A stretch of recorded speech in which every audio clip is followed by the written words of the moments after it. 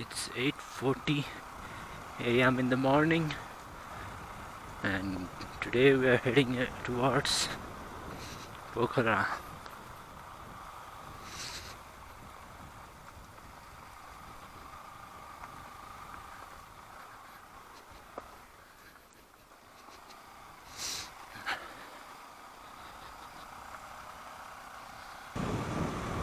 Dami Road.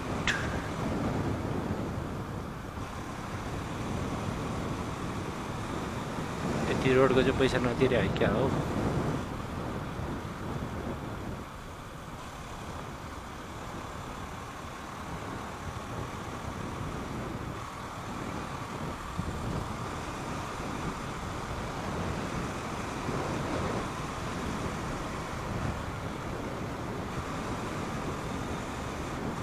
पहिरो गए चाहिँ यो पिच रोड पनि बिग्रिने भयो। कति ठाउँ त पहिरो गएरै बिग्रिरह।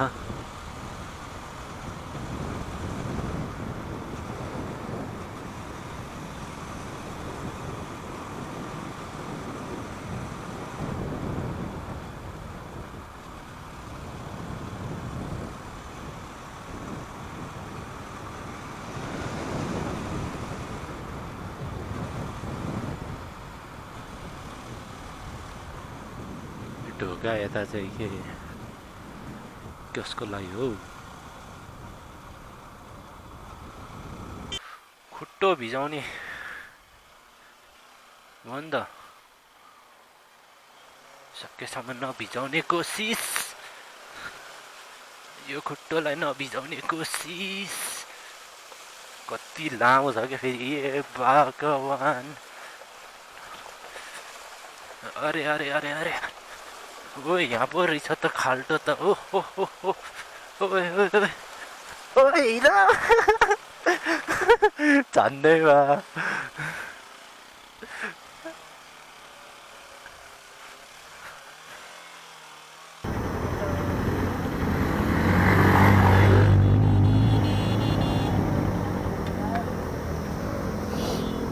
चढ्न त्यस्तो भएर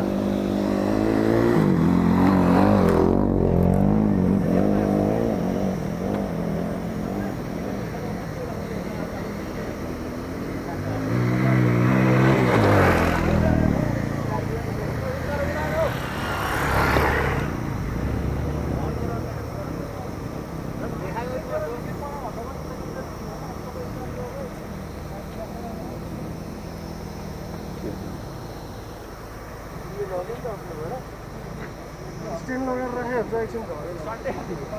गाडी आउँछ।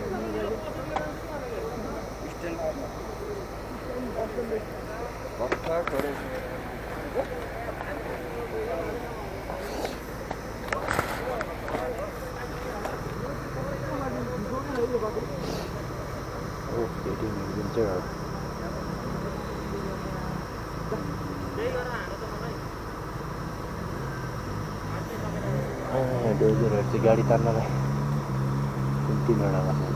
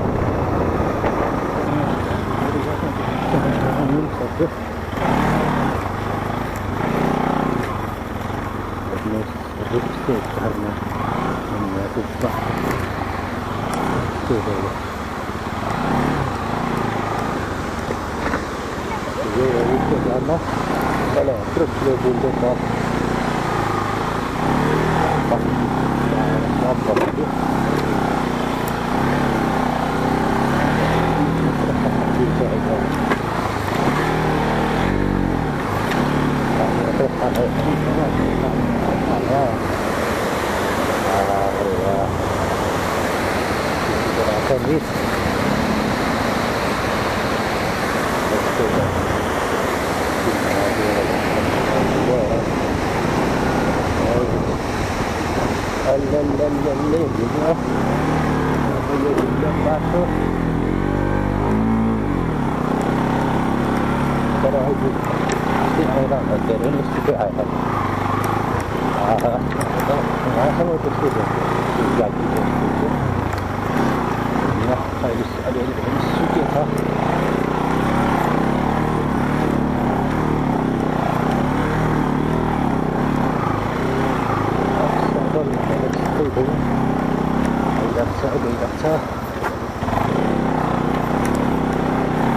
यता पानीमा नुहाइयो खानासाना खाइयो अब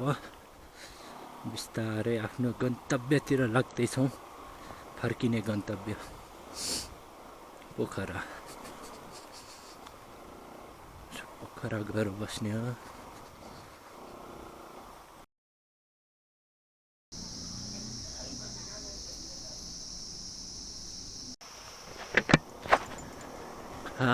so yes, and after many of hours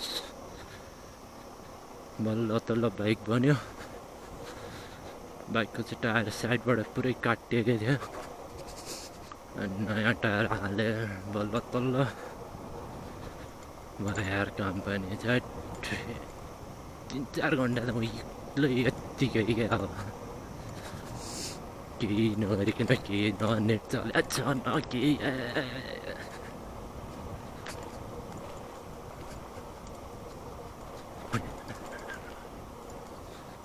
अब पोखरा पुग्नुपर्ने मान्छे राति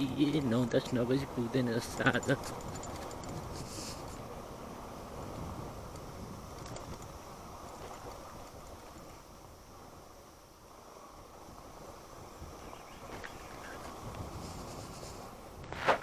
सो त्यही हो गाइज अब रफ्तार साथ धेरै रफ्तारमा नि होइन ठिक्कको रफ्तारमा जानुपर्छ यहाँबाट पानी तिर्खा त्यस्तै लागिहाल्छ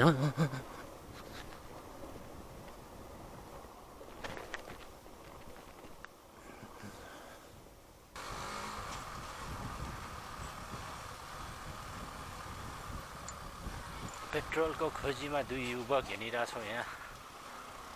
रिजर्भमा राखेर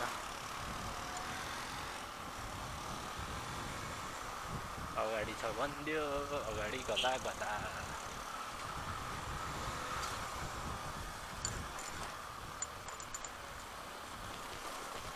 पेट्रोल बाइक ढकाल्ने अवस्था आउँछ जस्तो लाग्छ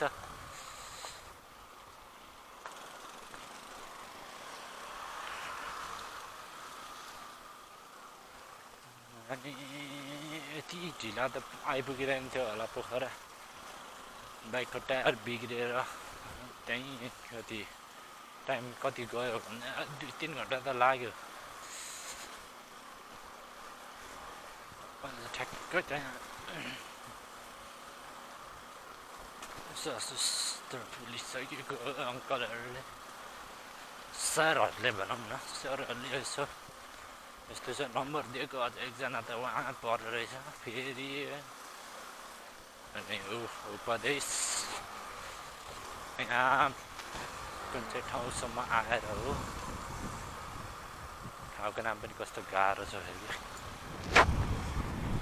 त्यो ठाउँसम्म आएर त्यहाँको मान्छेलाई उहाँ ल्याएर फेरि टायर बोकेर लिएर गएर गर्दाखेरि टाइम त अनि गएन त्यत्रो गरी टायर चाहिँ बल्ल हाल्यो फेरि पेट्रोल छैन पुग्नु छ हामीलाई पोखरा अब अहिले रिजर्भमा हिँडिरहेको छु कतिसम्म हिँडिन्छ त्यसपछि अनि ढकाले केटोले अनि बाइक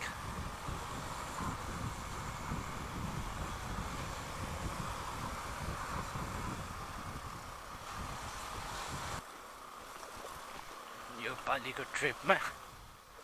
खर्च चाहिँ अलि बेसी नै उठ्यो अब पेट्रोल खै कहाँ पाउने हो ए भन्ने बित्तिकै झन्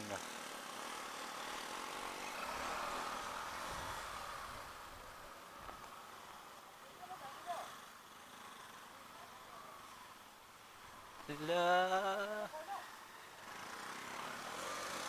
अब यो हेर्दै भन्छ ब्याड लकले भरिएको दिन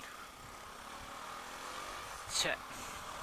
यत्रो पछि एउटा पेट्रोल पम्प भेट्यो त्यहाँनिर पेट्रोल छैन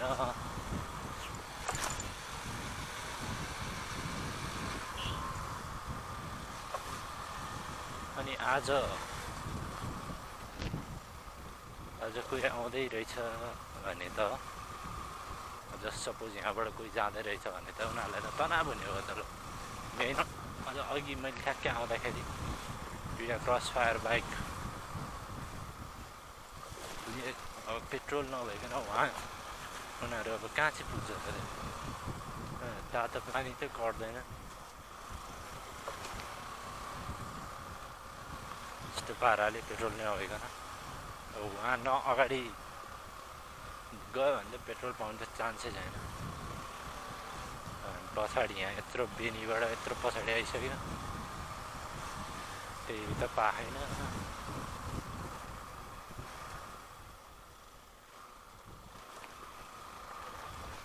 6 बजे उज्यालोमा आइपुग्थ्यो यदि टायर नबिग्रिएको है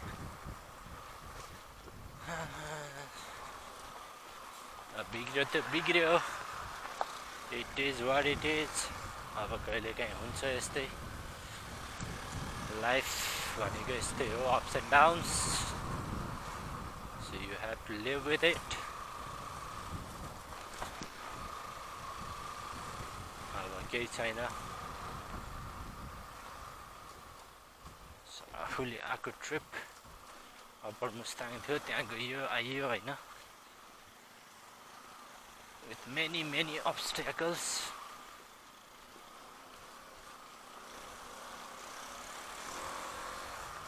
अब यतातिर त के छ र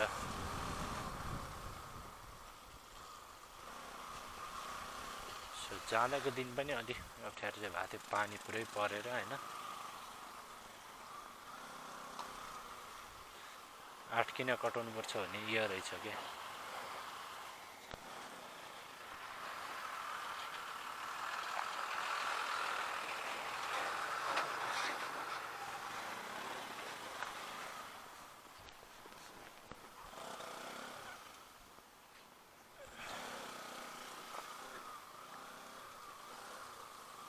कटाउने भनेको 8 को ट्रायल लाइसेन्स लिने मुस्ताङ आउने मुस्ताङमा 8 को ट्रायल लिन्छ अफ रोडमा सो उता लाइट बलिरहेको देख्नु भएको छ कि छैन त देखिन्छ नि होइन लाइट त सो त्यो लाइट बलेको चाहिँ कुस्माको जस्ट ब्रिज हो अहिले त्यहाँबाट बन्जी पनि हुन्छ अँध्यारो भएर त्यहाँ जान चाहिँ पाइएन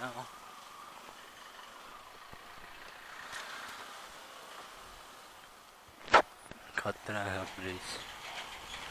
कुस्मा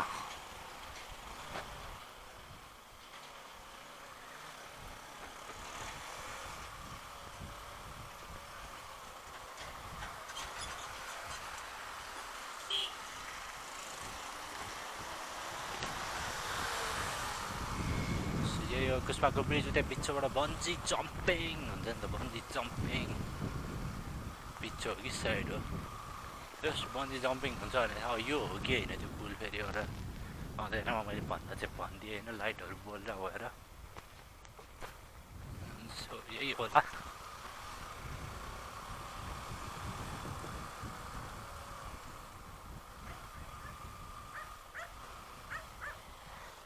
yes धेरै अँध्यारो पनि भइसक्यो and that's all for today. We'll see you in the next vlog, next episode. Bye bye.